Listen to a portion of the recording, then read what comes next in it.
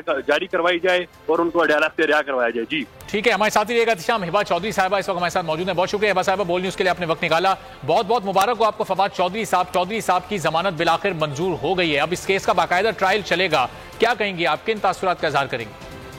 पहले मैं सब पूरी मीडिया टीम को और स्पेशली बोल न्यूज़ को मैं बहुत बहुत मुबारकबाद देना चाहती हूँ कि जिस जज्बे के साथ बोल नेटवर्क मेरे साथ खड़ा रहा है, मेरी आवाज आवाम को पहुंचाई है।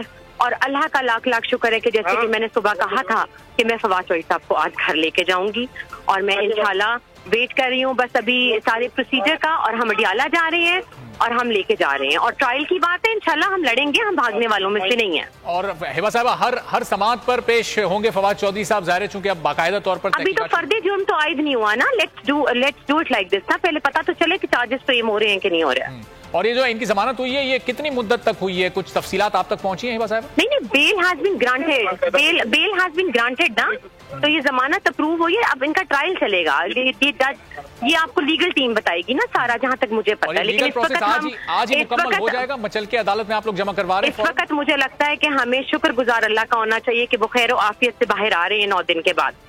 ये ट्रायल की बातें हम 1 आध दिन के बाद भी कर सकते हैं। पाकिस्तान जिंदाबाद। Thank you. बहुत बहुत शुक्रिया हिबा चौधरी साहबा। गुफ्तगू ने कहा कि